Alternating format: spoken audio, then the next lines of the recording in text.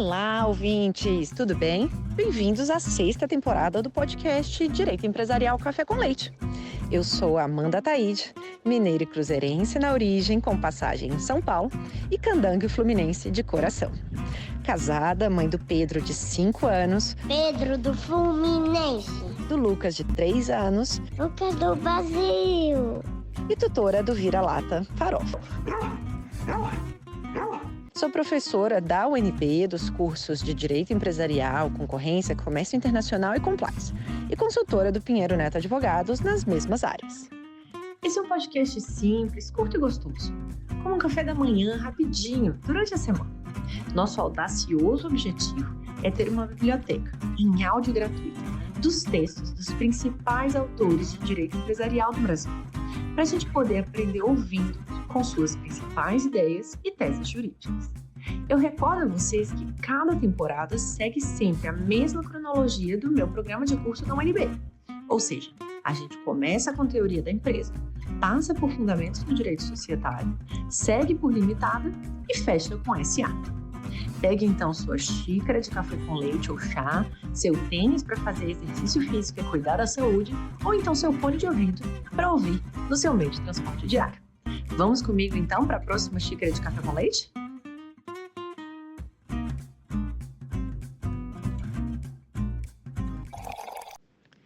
A nossa xícara de café com leite de direito empresarial de hoje vai tratar de 2 artigos interrelacionados. O primeiro deles, intitulado Particularidades do regime informacional na alienação de participação acionária pelo controlador, e o segundo, intitulado Validade e eficácia da cláusula Pro-Sandberging nos contratos de compra e venda de participação societária sujeitos ao direito brasileiro. E para isso a gente vai ter a alegria de contar com a participação da autora dos 2 artigos, chamada Maíra de Melo Vieira Temple. A Maíra, ela é doutoranda em Direito Comercial pela USP, graduada em Direito pela USP, com concentração em Direito de Empresa, Administração Empresarial e Tributário. Ela tem mestrado em Direito dos Negócios pela Université d'Aix-Marseille 3, em Aix-en-Provence, na França. É pós-graduada em Direito Empresarial pela Escola Paulista da Magistratura e autora de livros e artigos publicados no Brasil e no exterior sobre temas de direito societário, M&A, entre outras matérias. Maíra, é uma alegria enorme ter você no nosso podcast para apresentar de um modo simples, curto e gostoso esse tema das cláusulas de Sandberging e da alienação de participação acionária. Olá, Amanda, que prazer enorme participar do seu podcast. Agradeço muito pelo convite, ouço o seu podcast desde o início, já te falei, desde ali o primeiro com a professora Paula Forgione, minha eterna orientadora, sobre o Mercancia ao Mercado, que já é um clássico, passando por vários outros trabalhos icônicos aí que foram comentados por nomes igualmente icônicos no seu podcast. Então, me juntar a esse time estelar é realmente uma grande alegria e uma honra. Obrigada por essa oportunidade.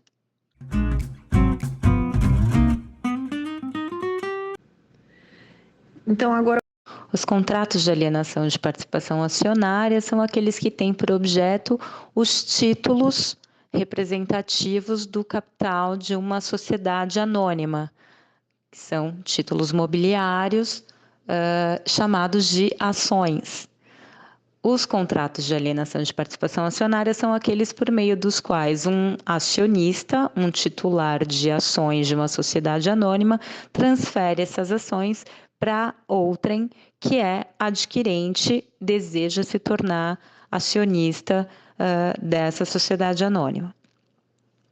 Esses contratos podem ter por objeto desde uma participação acionária, ou seja, poucas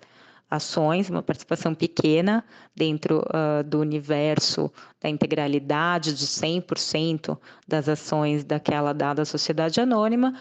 mas também pode ter por objeto uma participação acionária relevante, ou seja, uma quantidade de ações representativa, por exemplo, do controle dessa sociedade, que implica poder de decisão, poder de, na lei brasileira, dirigir os negócios sociais, eleger administradores, ditar os rumos da sociedade. Este contrato de alienação de participação acionária, ele se distingue, por exemplo, de contratos que têm por objeto determinados bens que compõem o patrimônio da sociedade. Então, costuma se distinguir entre share deal, que são os contratos que têm por objeto essas partes representativas do capital da sociedade, que no caso da sociedade anônima são esses títulos mobiliários denominados ações, e os asset deals, que são os contratos que têm por objeto determinados bens que compõem, como eu falei, o patrimônio da sociedade. Quando o contrato de alienação de participação acionária tem por objeto uma parcela relevante das ações dessa sociedade, principalmente quando envolve transferência do controle e mais ainda quando tem por objeto a integralidade ou a quase integralidade das ações dessa sociedade, aí existe uma discussão se, para além das ações, esse contrato de alienação de participação acionária envolveria uma verdadeira alienação da empresa. E aí da empresa pensando no conceito funcional de empresa, no conceito patrimonial de empresa, nos vários perfis. A gente lembra aqui de Asquini, que já foi comentado no podcast. Então, no patrimônio da empresa, aplicado e organizado para o exercício de determinada atividade. Identificar o objeto do contrato de alienação de participação acionária como sendo apenas as ações, ou como sendo o objeto imediato às ações e o objeto imediato à própria empresa, vai ser super relevante para a nossa conversa de hoje, porque determinados regimes jurídicos podem vir a se aplicar ou não, caso se entenda que o objeto deste contrato, ainda que imediatamente é a própria empresa, não apenas as ações, ou podem se aplicar de maneira diferente. As cláusulas de sandbagging no contexto desses contratos são aquelas que lidam com os efeitos ou as consequências do conhecimento do comprador sobre uma violação de uma declaração ou de uma garantia prestada pelo vendedor sobre o objeto contratual nesses contratos. Essas cláusulas de declarações e garantias são provenientes da prática contratual norte-americana e são extremamente comuns hoje na prática contratual brasileira também de contratos de alienação de participação acionária, porque por meio delas o vendedor declara determinadas características da sociedade cujas ações estão sendo transacionadas, garante determinadas características ou determinadas situações que são relevantes para o comprador e por isso essas cláusulas são intensamente negociadas e entende-se que são esses elementos, essas declarações que retratam ou intencionam retratar a sociedade cujas ações são negociadas e essas garantias que intencionam assegurar determinadas situações e características dessa mesma sociedade ao comprador, que elas influenciam a negociação de vários outros dispositivos do contrato e, principalmente, o preço. Então, precificação passa necessariamente por conhecer o objeto contratual e as cláusulas de sandbagging estão associadas aos efeitos que o comprador tem de uma violação, ou seja, de que determinada declaração ou determinada garantia que o vendedor deu em relação à sociedade cujas ações são objeto do contrato não é verdadeira. Corrigindo o finalzinho, as cláusulas de sandbagging estão associadas à regulação contratual dos efeitos do conhecimento que o comprador tem de que uma ou algumas dessas declarações ou dessas garantias prestadas pelo vendedor no contrato não é ou não são verdadeiras. Vou explicar a cláusula de sandbagging com mais detalhes um pouco mais adiante na pergunta especificamente relacionada a ela.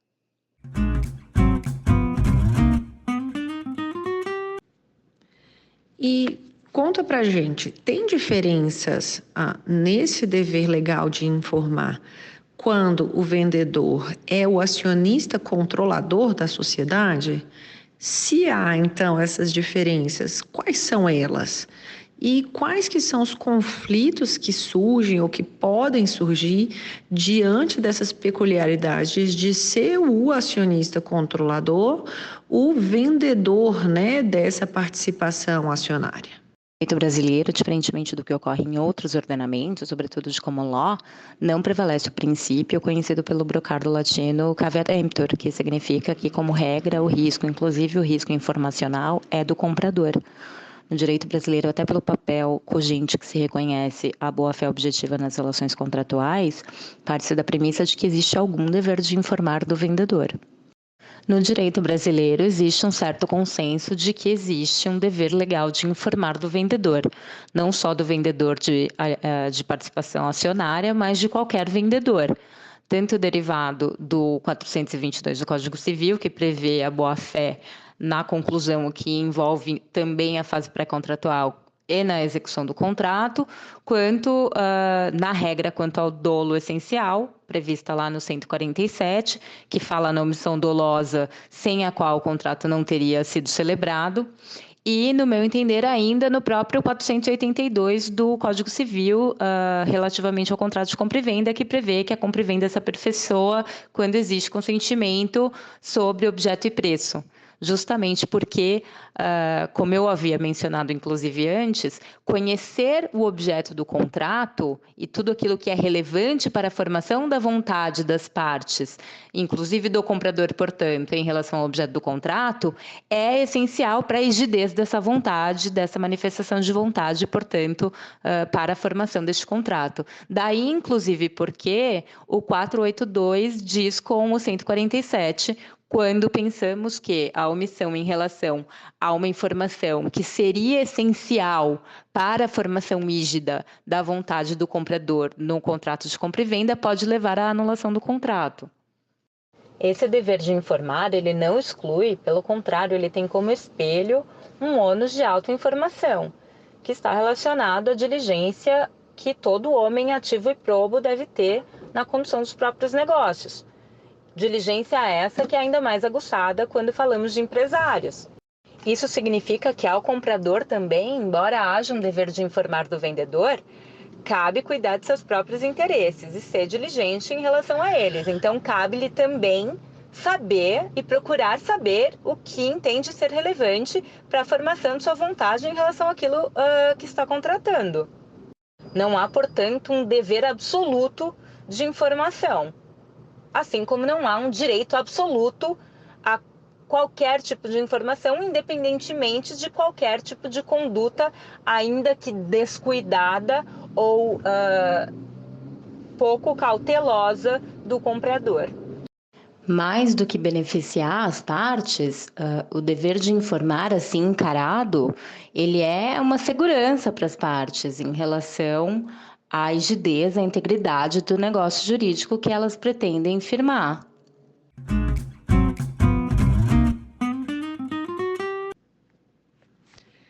E avançando ainda, o dever de informar, ele pode ser modulado pelas partes? Se sim, de que forma que ele pode ser modulado? E agora pela ótica do comprador. Pode o comprador ser responsabilizado sobre os riscos do negócio? Eu já dei um certo spoiler da resposta a essa pergunta quando eu falei no início sobre a discussão que existe quanto à possibilidade de equiparação do objeto do contrato de alienação de participação societária como sendo as ações e, ainda que imediatamente, a empresa.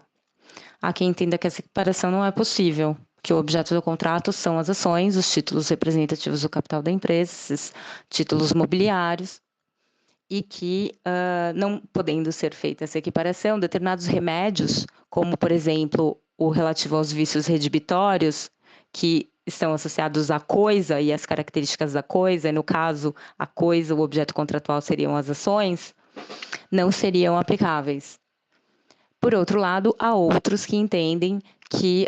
a transferência de uma participação relevante a ponto de transferir o controle da empresa, ou mais ainda, há quem vá mais longe e entenda necessária a transferência da integralidade ou da quase integralidade das ações, permitiria a equiparação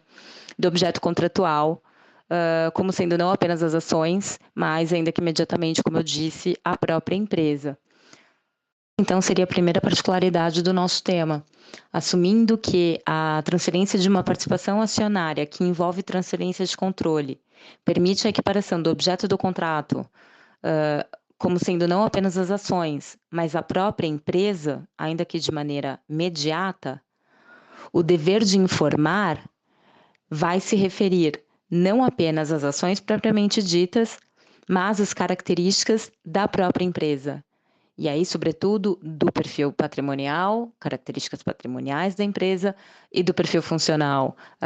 ou seja, características e informações relacionadas à atividade da empresa. Abro um parênteses para dizer que, no meu entendimento, até uma participação minoritária poderia ensejar, num contrato de alienação de participação acionária, essa possível equiparação do objeto contratual com a empresa. A meu ver, isso depende, na verdade, da vontade das partes. É possível que, para o comprador de uma participação minoritária, ainda que a participação seja minoritária, determinadas características da empresa sejam muito relevantes e, na verdade, essenciais até para a decisão dele de fechar o contrato, de assinar o contrato e adquirir essa participação. Então, a meu ver, inclusive quando se olha para o 112 do Código Civil, que diz para olhar para além do sentido literal da linguagem a intenção das partes, se a intenção das partes, e refletida sobretudo no contrato, for a de que as características da empresa sejam importantes para o negócio de transferência da participação acionária, independentemente do volume dessa participação, a meu ver, seria possível essa equiparação. E aí a atração de remédios jurídicos, por exemplo, como eu mencionei antes, a incidência da disciplina dos vícios redibitórios, até mesmo na transferência de uma participação minoritária. Sem prejuízo desse meu entendimento, a transferência de uma participação acionária que envolve transferência de controle deixa mais clara a importância para o adquirente daquilo que ele vai controlar e daquilo que ele deseja controlar, que é a própria empresa. Então, me parece que a possibilidade dessa equiparação, no caso da transferência de controle, ela é mais clara e mais facilmente sustentável, inclusive. Outra particularidade relacionada ao dever de informar quando o vendedor da participação acionária é o acionista controlador, está associada ao domínio que o acionista controlador tem das próprias informações relacionadas à companhia. O controlador, muitas vezes, se autonomeia administrador, então, além de controlador, também é administrador,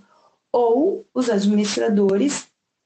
ou a maioria deles, são por ele nomeados, por ele controlador. E sendo assim, é de se presumir validamente que o controlador tem acesso mais amplo, quando não irrestrito, às informações que são do domínio da administração da companhia, que é composta por ele próprio ou por pessoas por ele nomeadas. Isso significa que, para o controlador, justifica-se que a régua do dever de informar seja mais alta, porque ele tem mais acesso à informação do que um acionista não controlador. Ainda que o detentor direto dessa informação seja o administrador, que é ele próprio ou que ele nomeou. A outra faceta desse aspecto é que o controlador pode ser potencialmente responsabilizado por informação que o administrador tenha, sob mando dele ou sob orientação dele, passado a um potencial comprador que dessa informação tenha feito mau uso. Caso ele forneça, por exemplo, no processo de fornecimento de informações, por exemplo, no processo de due diligence do comprador, informações sensíveis sobre as atividades da companhia que possam impactar a concorrência, favorecer, por exemplo, concorrentes e potenciais compradores, muitas vezes são concorrentes. E aqui é importante lembrar os poderes bastante abrangentes que a lei brasileira confere ao acionista controlador da sociedade anônima. Pela 6404, que é a lei das sociedades anônimas, o acionista controlador tem poder de orientar o funcionamento dos órgãos da companhia, portanto, inclusive a administração, assim como tem poder, como eu já disse, de nomear, mas também de demitir ad nutum, de destituir os administradores a qualquer tempo, que é o que permite esse amplo poder do acionista controlador sobre a administração, é o que permite essa válida presunção de que o acionista controlador determina as ações da administração no fornecimento ou não, ou seja, inclusive na decisão daquilo que se vai ou não fornecer de informação ao potencial comprador. Outra particularidade ainda associada a esse mais amplo, quando não irrestrito, acesso do acionista controlador à informação detida pela administração da sociedade-alvo, se refere àquilo que se poderia esperar ou que se deveria esperar que o acionista controlador saiba ou devesse saber para fins de informação ao potencial comprador. Significa dizer que ele tem condições de saber muito mais do que qualquer outro acionista não controlador. Então, aqui existe uma questão de conhecimento efetivo, aquilo que de fato ele conhecia, e existe uma questão de conhecimento potencial ou conhecimento imputado, como se costuma referir a essa situação também, que é o conhecimento que o acionista controlador poderia razoavelmente obter nessa posição de controlador e considerando essa influência que ele tem sobre a administração da sociedade-alvo. E além de ter condições de saber muito mais, é defensável que ele devesse saber mais. Porque na prática, com os poderes que a lei brasileira lhe confere, de não apenas nomear os administradores, mas de influenciar diretamente e orientar o funcionamento dos órgãos da companhia, de decidir, dirigir os negócios sociais, ele é administrador de bens próprios e de bens alheios, na prática. Então, nessa condição, pode-se pensar que ele, acionista controlador, também tem um dever de diligência associado ao standard do homem ativo e probo, que eu já mencionei no começo, no sentido de buscar ter as informações relevantes sobre o negócio, para fim de exercer esses poderes que a lei lhe confere. Todos esses elementos impactam a priori a definição do escopo do dever de informar do vendedor quando ele é o acionista controlador. E, por conseguinte, também são focos de potenciais conflitos associados a esses contratos, com o acionista controlador em particular. Para o fim de mitigar o risco desses conflitos e dar mais segurança ao negócio, as partes podem se valer de alguns mecanismos contratuais para delimitar esse dever de informar da forma que elas negociarem e, portanto, alocar entre elas, da forma que lhes convier, o risco informacional. Inclusive, sob a ótica do acionista controlador, essa delimitação pode servir para restringir essas potenciais responsabilidades e esse escopo mais amplo do dever de informar que deriva da posição de controlador e que eu acabei de explicar.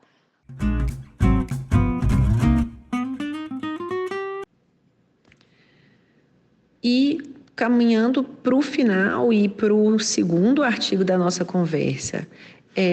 dentre os principais mecanismos de modelagem do dever de informar pelas partes, apresenta para a gente um pouco mais em detalhe o que são as cláusulas de Sandberg, quando que elas são utilizadas, quais que são as vantagens e as possíveis desvantagens e quais que são as principais controvérsias desse instituto. Sim, Em qualquer contrato de alienação de participação societária, mas sobretudo no contrato em que é vendedor ou acionista controlador, em razão das particularidades que eu mencionei antes, vai ser importante que as partes delimitem o escopo do dever de informar, assim como delimitem também o escopo daquele ônus de autoinformação que ao dever de informar corresponde do lado do comprador. Essa delimitação convencional pelas partes no contrato do dever de informar, ela vai ser extremamente relevante para conferir maior segurança ao negócio e mitigar os riscos relacionados àqueles conflitos potenciais que eu mencionei antes e que podem advir de diversas situações, inclusive dessas situações peculiares relacionadas à posição do controlador como vendedor da participação societária. Então, por exemplo, existem casos em que as partes, muito embora no direito brasileiro não prevaleça, como eu já mencionei antes, o princípio do caveat emptor, queiram atribuir ao comprador a obrigação de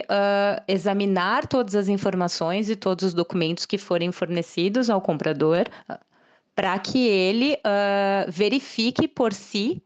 a veracidade e a acuidade das declarações e das garantias que estão sendo negociadas com o vendedor e que vão estar refletidas no contrato. Existem outras situações em que essa auditoria, por exemplo, pode ser muito cara e as partes negocialmente, convencionalmente, entendam que o comprador não deve e não tem que assumir esse risco. E nem esse custo também da busca da informação. A busca da informação, ela tem também um custo. E esse custo também pode ser alocado pelas partes negocialmente, convencionalmente. Então, as partes podem, por exemplo, dispensar a auditoria pelo comprador e atribuir ao vendedor a obrigação de fornecer todas as informações relevantes, negociam as declarações e garantias de modo a retratar aquilo que é o objeto do contrato, que elas convencionam que é o objeto do contrato, e a partir dali todo o desenho contratual vai ser feito, sem atribuir ao comprador essa obrigação de ter que examinar documentos, examinar informações, pedir determinados documentos e informações que ele entenda relevantes, para que ele possa, então, ter a prerrogativa, mas além da prerrogativa também o ônus de examinar tudo isso para verificar se de fato aquilo que está sendo declarado pelo vendedor, que é, em regra, entre as partes, quem tem mais informação, existe uma simetria informacional natural nesses contratos, como eu já falei antes, e principalmente quando o vendedor é o controlador, atribuir, então, a este vendedor que tem mais informação a responsabilidade por relatar e garantir aquilo que está relatando em relação às características da coisa vendida. E aí, lembrando que aqui a coisa vendida pode se equiparar à própria empresa, então, as características da empresa.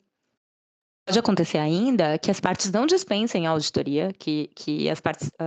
entendam que é importante fazer a auditoria, principalmente o comprador, queira, para fins de maior segurança e de negociação de preço e demais condições do negócio, queira fazer a auditoria, queira ter acesso à documentação e às informações da empresa, requeira informações e documentos, que o vendedor forneça documentos e informações, os requeridos, inclusive outros não requeridos que entenda relevantes para o objeto do negócio e para fins da negociação, mas ainda assim as partes negociem e convencionem entre elas que, sem prejuízo dessa auditoria pelo comprador e dessa verificação e exame de documentos e informações pelo comprador, o vendedor será responsável pela versão final daquilo que as partes negociarem como sendo declarações e garantias do vendedor em relação ao objeto do negócio. Primeiro e provavelmente o principal mecanismo contratual de modelação do dever de informar pelas partes são, então, as cláusulas de declarações e garantias.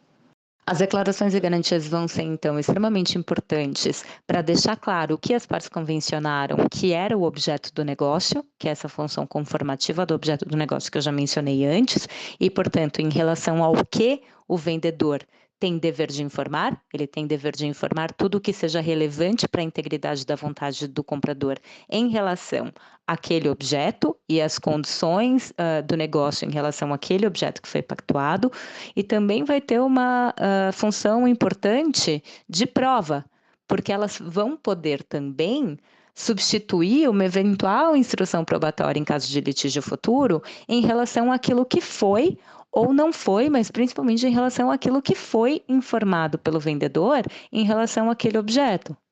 Nesse caso, além de delimitar o dever de informar, ou seja, contribuir na definição dos contornos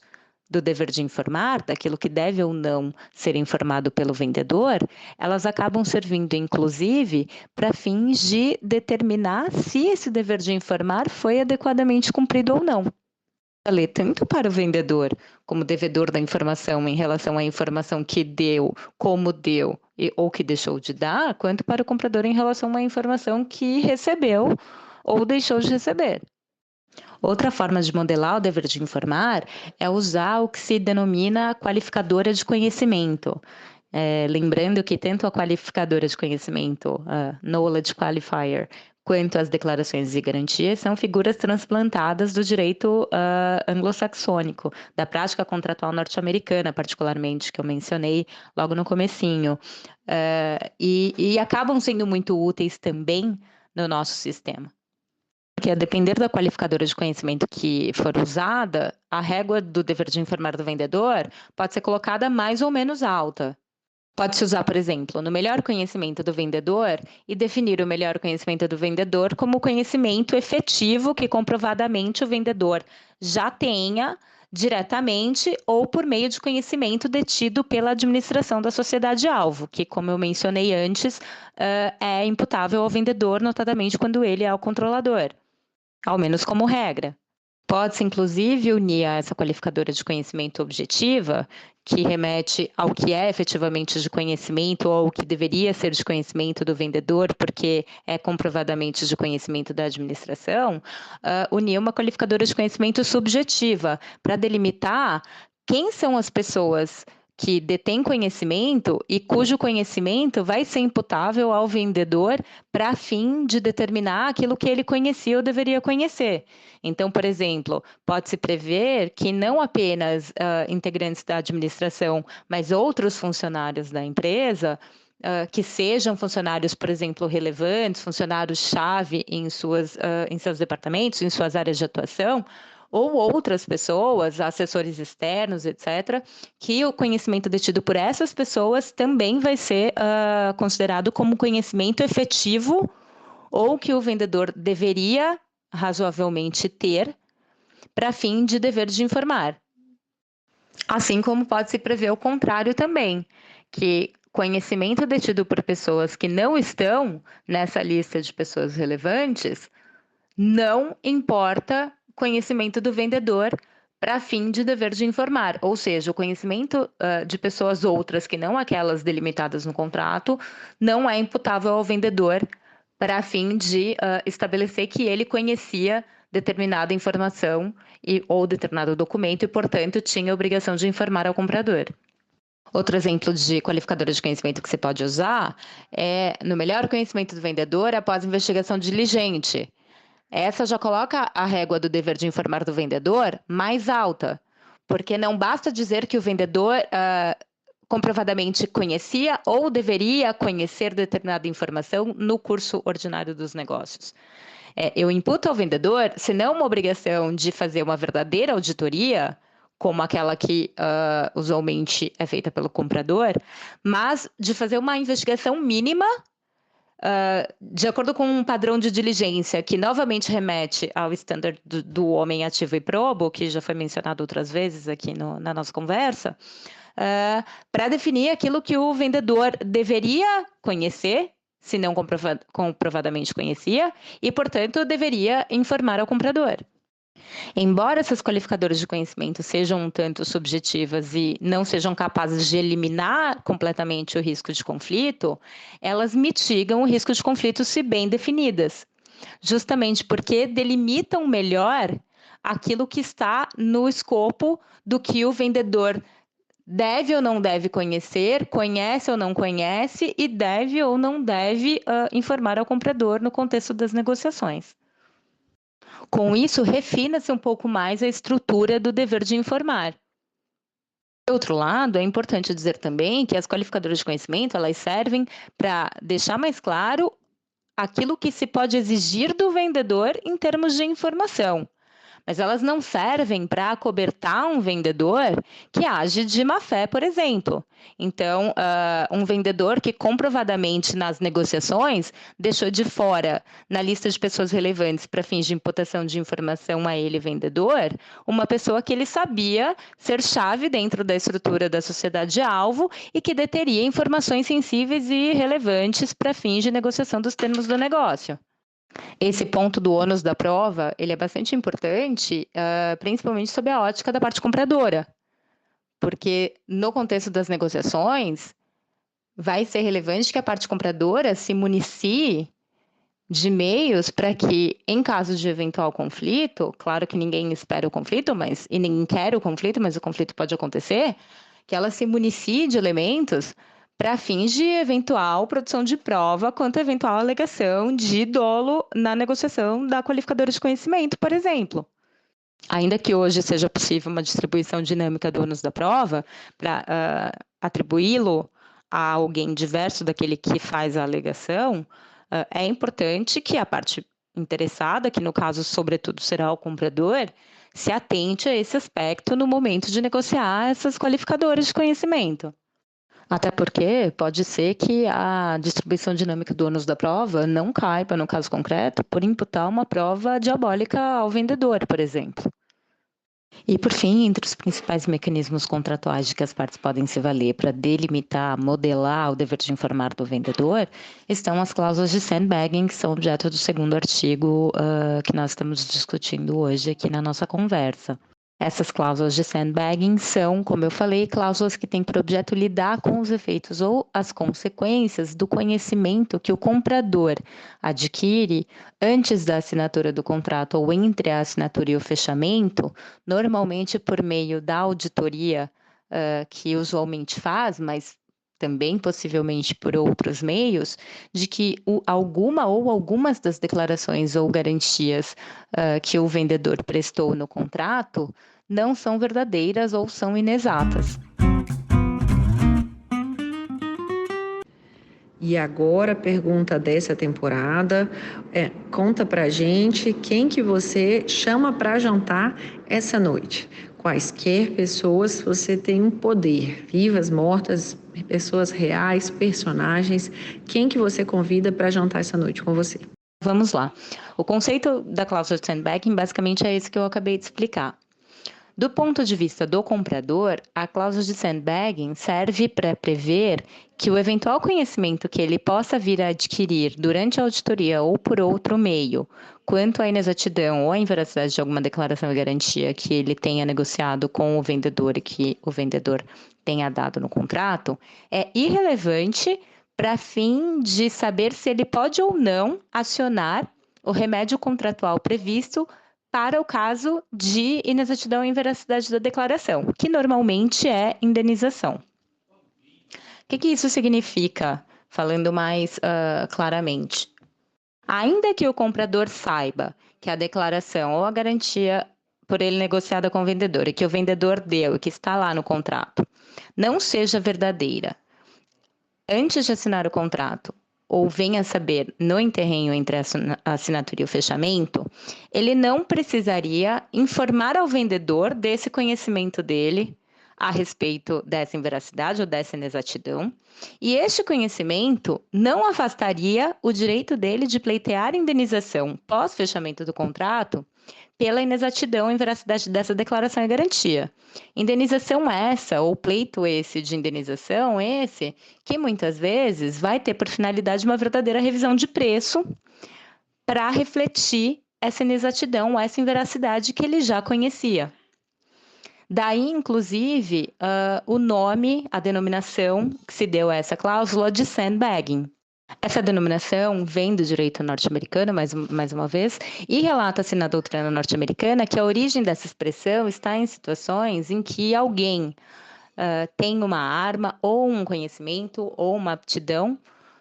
que esconde da parte adversa para fim de levar alguma vantagem. Então, relata-se, por exemplo, que originalmente falava-se em sandbagging quanto a gangues que utilizavam como armas meias cheias de areia para atacar membros da gangue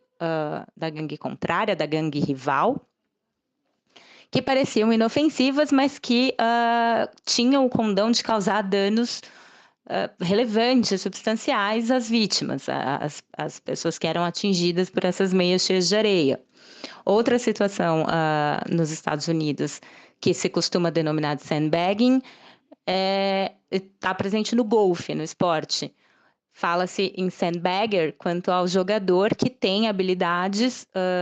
superiores àquelas que ele mostra ter para o jogador adverso, para esconder o jogo, para parecer pior do que efetivamente é e levar uma vantagem no curso do jogo, no curso da competição. Inclusive no golfe isso é visto como uma prática espúria e totalmente inadmissível. Então acabou se atribuindo à ideia de sandbagging essa ideia pejorativa que vem dessa origem da expressão, corrigindo essa parte final. Então, esse termo sandbagging, ele surge com uma conotação negativa. No contexto da prática contratual de alienação de participação societária, a expressão sandbagging relacionada ao comprador assumiu essa conotação negativa no sentido de que o comprador que adquire conhecimento de que a declaração ou garantia pactuada com o vendedor é inexata ou inverídica e guarda para si essa informação, não revela ao vendedor que obteve esse conhecimento e guarda essa carta na manga, fala-se em carta na manga, normalmente quando se trata de sandbagging na doutrina, guarda essa carta na manga para depois do fechamento acionar o remédio contratual relacionado à violação da declaração ou garantia, que normalmente é a indenização, como eu falei, fala-se que esse comprador escondeu o jogo e que essa conduta seria, no mínimo, antiética e, no mais, juridicamente inadmissível.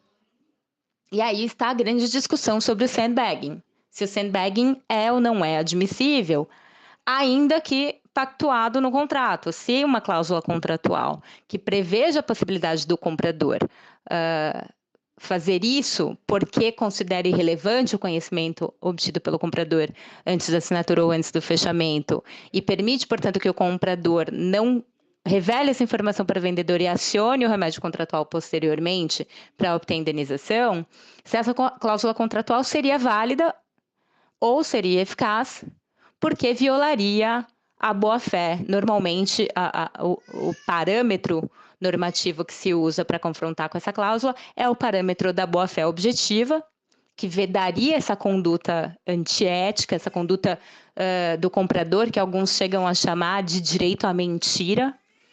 E o outro parâmetro normativo que normalmente se invoca é o dolo. Esses parâmetros a que eu me refiro são os parâmetros do ordenamento brasileiro. Se você olhar para o direito norte-americano, por exemplo, muito da discussão relacionada ao sandbagging está associada à ideia de reliance, que é um elemento exigido como regra pela jurisprudência quando se discute responsabilidade extracontratual por dolo. O que significa essa reliance? Significa que para que a parte possa se valer deste remédio, que é o remédio atinente à responsabilidade extracontratual por dolo da contraparte, essa parte tem que ter confiado na veracidade e na exatidão da informação que lhe foi prestada. Então, se ficar demonstrado que a parte não confiou, porque sabia, por exemplo, que essa informação estava incorreta, não era verdadeira ou não era exata, então essa parte não teria direito a se valer do remédio legal relacionado ao dolo. Já em relação à cláusula de sandbagging, o que se entende é que a questão da reliance, ela é secundária. Justamente porque aqui as partes criariam um regime contratual de responsabilidade. E se estaria, então, discutindo responsabilidade contratual à luz daquilo que foi livremente convencionado. A reliance, então, teria um papel eventualmente relevante num cenário em que as partes não tivessem pactuado nada no contrato a respeito das consequências do conhecimento do comprador sobre a violação da cláusula de declaração e garantia, ou seja, sobre a inexatidão ou a inveracidade de determinada informação ou característica que o vendedor declarou e garantiu. Fazendo um paralelo com o direito brasileiro, a ideia de reliance, ela se relaciona com a ideia de proteção às legítimas expectativas do comprador, que também deriva e está relacionada à boa-fé objetiva, ao princípio da confiança, mas com a nuance de que as partes podem definir os contornos daquilo que deriva da boa-fé objetiva na negociação e no desenho do negócio que elas vão pactuar. Pegando esse gancho, então, para voltar aqui para os parâmetros dogmáticos do direito brasileiro. O contraponto da ideia de que essa cláusula favorável ao comprador, que se costuma denominar pro-sandbagging, viola a boa-fé objetiva ou acoberta uma conduta dolosa do comprador, é justamente o fato de que as partes, no exercício da autonomia da vontade e da liberdade de contratar, podem modelar o dever de informar para o contexto das suas próprias negociações e para a racionalidade econômica do seu negócio. E nessa esteira podem, como eu já expliquei antes, modelar diversos aspectos relacionados ao conhecimento, ao dever de informar, ao ônus de autoinformação e na mesma esteira, aqui particularmente relacionada à cláusula de sandbagging, aos efeitos do conhecimento, de eventual conhecimento adquirido pelo comprador no curso das negociações, ou mesmo após a assinatura do contrato, mas antes do fechamento. E nós temos que lembrar aqui que nós estamos no campo de direitos tipicamente disponíveis, patrimoniais e disponíveis. Nesse sentido, o que essa cláusula faria não é afastar a necessidade de observância da boa-fé objetiva, que é norma cogente no nosso ordenamento, nem acobertar uma conduta dolosa do comprador, mas, na verdade, ela seria fruto da livre negociação das partes, de boa-fé, que pode ter uma finalidade legítima, por exemplo, tornar objetiva a responsabilidade do vendedor, que é quem detém mais informações sobre o objeto do negócio, que, como eu falei antes, pode ser equiparado à empresa, em relação àquilo que ele, vendedor, relatou, declarou e garantiu que eram as características desse objeto. E, tornando objetiva essa responsabilidade, evitar, ou pelo menos mitigar o risco de litígios futuros envolvendo a suposta obtenção de conhecimento ou não pelo comprador quanto à violação de determinada declaração ou garantia antes do contrato e as consequências disso, que pode, inclusive, envolver enormes dificuldades relacionadas à prova, como eu já mencionei antes em outro contexto. E eu me refiro não só à prova da efetiva obtenção do conhecimento pelo comprador, o que pode envolver, por exemplo, uma discussão sobre se o fato de determinado documento ter sido disponibilizado no data room da auditoria seria ou não suficiente para caracterizar o conhecimento do comprador, ou seria necessário provar que o comprador efetivamente abriu o documento, teve acesso ao documento, viu o documento, leu o documento, etc., mas também a prova do próprio elemento subjetivo, porque falar em dolo exige elemento subjetivo.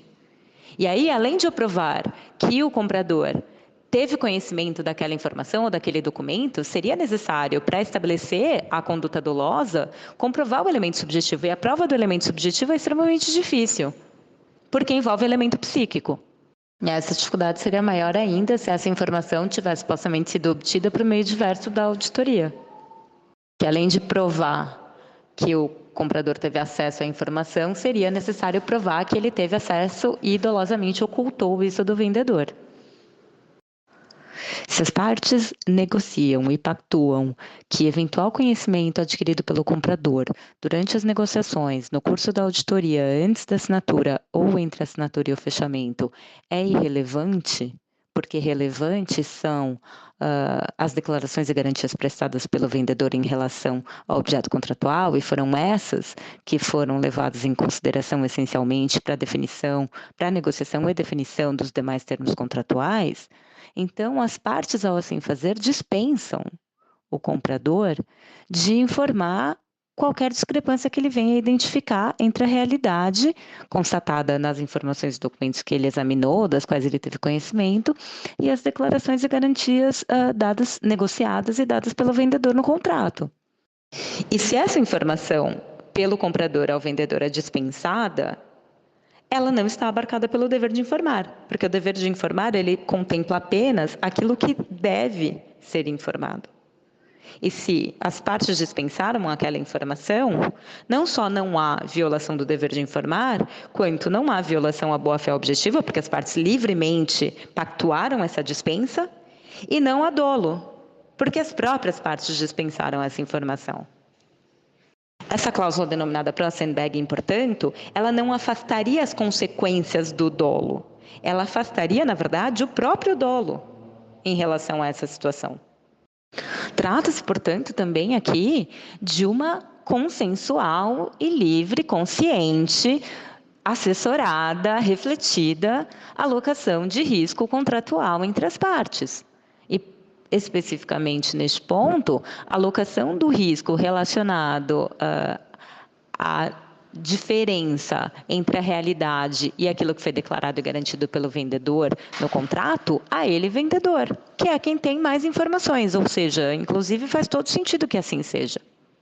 Outro ponto que é invocado na doutrina norte-americana que defende a validade dessa cláusula e que faz todo sentido é se o comprador deveria ser colocado na posição de escolher entre confrontar o vendedor e eventualmente perder o negócio ou não confrontar, não revelando que obteve determinada informação, mas também perder o direito à indenização relacionada à violação da cláusula de declaração e garantia, porque afinal o vendedor é quem tem mais informações. E tendo mais informações,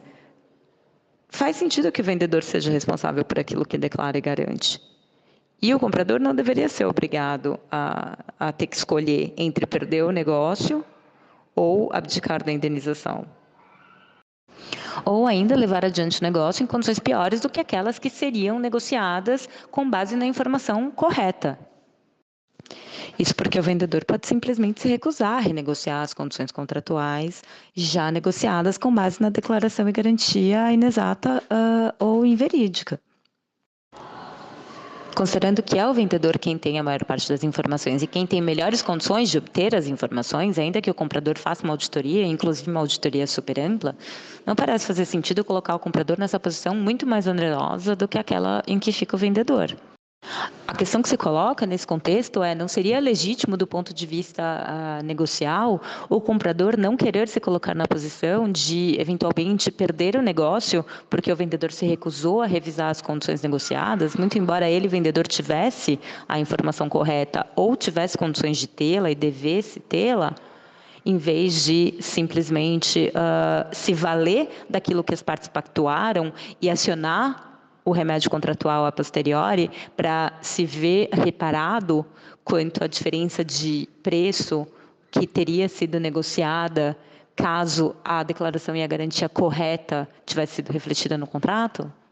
Considerando ainda que o comprador, em tese, já tem uma desvantagem, que é o fato de que quase todos os contratos preverem um cap de indenização. Então, esse ressarcimento em relação a essa diferença muito provavelmente vai estar limitado já contratualmente pelo limite de indenização também convencionado. A conclusão a que eu chego, então, todos esses aspectos sopesados, é que, do ponto de vista negocial, essa cláusula pode ter finalidades legítimas, ter racionalidade econômica e fazer sentido para as partes, e do ponto de vista jurídico, que ela não implica nem ofensa à boa-fé objetiva e tampouco afastamento das consequências cogentes do dolo e do regime jurídico do dolo, portanto. Por outro lado, as partes também podem pactuar uma cláusula oposta a essa da qual eu tratei até agora, que é denominada a anti-sandbagging. O que isso significa? Que as partes podem pactuar no contrato que, caso o comprador adquira conhecimento antes da assinatura ou entre a assinatura e o fechamento da inveracidade ou da inexatidão de alguma das declarações ou garantias negociadas pelo vendedor e refletidas no contrato, que ele, nesta hipótese, perde o direito à indenização prevista no contrato para o caso de violação dessas cláusulas. Essa cláusula, diversamente da primeira,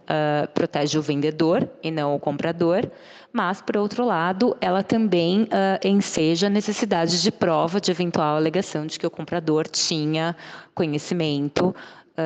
da violação e, portanto, não tem direito ao remédio contratual correspondente. Então, enseja todas aquelas questões de ônus probatório que eu mencionei anteriormente. Assim como a outra, essa cláusula também não encontraria nenhum óbice de validade nem de eficácia no ordenamento brasileiro, na minha concepção. Inclusive, essa segunda cláusula teria sua validade e eficácia no direito brasileiro menos controversa, justamente porque ela vedaria que o comprador obtivesse a informação sobre a discrepância entre a realidade e a declaração ou garantia antes do fechamento ou antes da assinatura, guardasse essa informação para si e depois se valesse dela para acionar o remédio contratual relacionado a essa violação.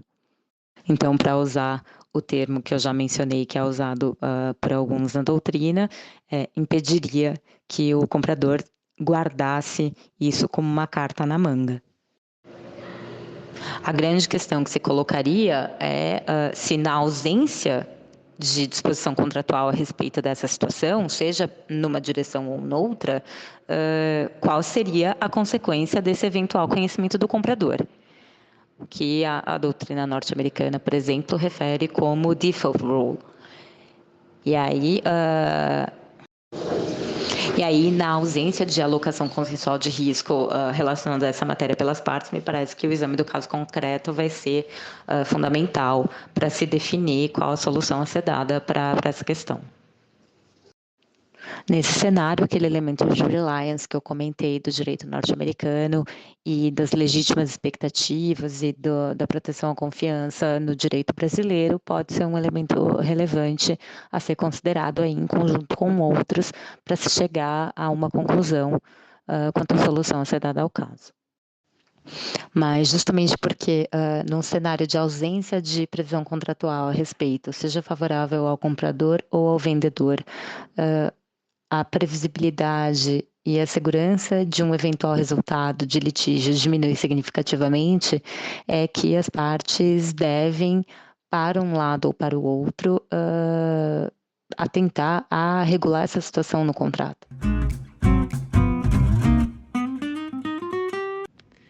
Maíra, muitíssimo obrigada por participar do nosso podcast. Por hoje é só. A nossa xícara de café com leite foi devidamente tomada de um modo muito gostoso, como num café da manhã com você. Até a próxima. Por mais simplório que possa eventualmente soar para os ouvintes, a pessoa com quem eu gostaria de jantar hoje, com bastante tempo e bastante calma, um bom vinho e bastante conversa furada, é meu marido, que nessa loucura de vida de profissional, acadêmica e mãe, acaba tendo a esposa ao lado menos tempo do que gostaria, assim como eu também estou ao lado dele menos tempo do que eu gostaria. Então, é com ele que eu gostaria de jantar hoje.